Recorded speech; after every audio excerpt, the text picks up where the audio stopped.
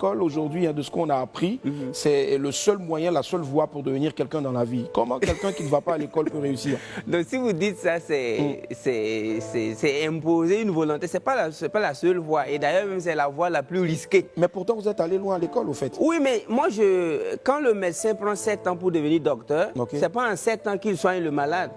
Sinon, il va le tuer. C'est en 2 minutes, 3 minutes. Donc, nous sommes allés à l'école pour sauver nos petits frères, pour sauver des générations. Nous, on part à l'école pour sauver des générations. Oui, quand dans une famille, il y a un gars qui a master, tout le monde n'a même plus obligé d'avoir BBC. Mais si le gars avec son master, il n'a pas eu de boulot. C'est que c'est un faux master. Est-ce que vous voyez? Donc c'est pourquoi, quand j'ai découvert que le plus grand voleur de tous les temps, c'est celui qui vole ton temps. The greatest thief of all the time is the one who steals your time. Et ce voleur en Afrique s'appelle école. L'école, c'est le plus grand voleur des jeunes Africains qui peut te conserver pendant 25 ans, tout en sachant qu'il n'a rien pour toi à la fin, mais il te conserve quand même. C'est pourquoi j'ai dit à la jeunesse africaine que nous ne sommes pas des Chinois, les Français, les Américains, les Indiens, et ils vont à l'école pour préserver des acquis. Parce que les arrière-grands-parents étaient riches.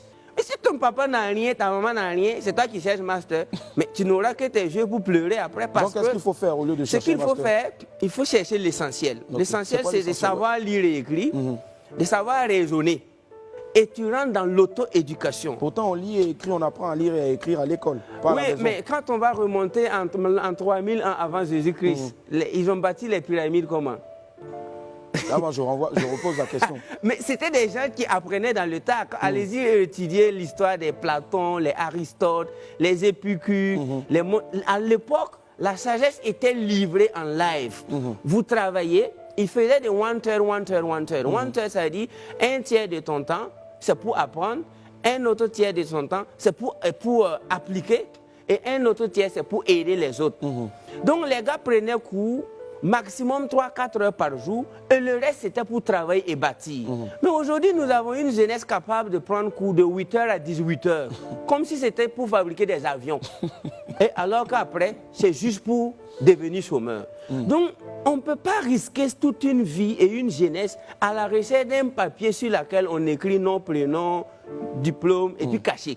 Je trouve que c'est risqué, ça c'est ce que je trouve. Donc pour moi, nous sommes tous appelés à aller à la quête de la connaissance. Parce que Jesus Christ said, my people is dying lack of knowledge. Mon peuple meurt par manque de connaissance.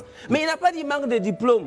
Il a dit manque de connaissance. La connaissance, c'est tout ce qu'il nous faut et tu dois payer le prix même qu'il faut pour connaître. D'accord. Mais est-ce que nous connaissons?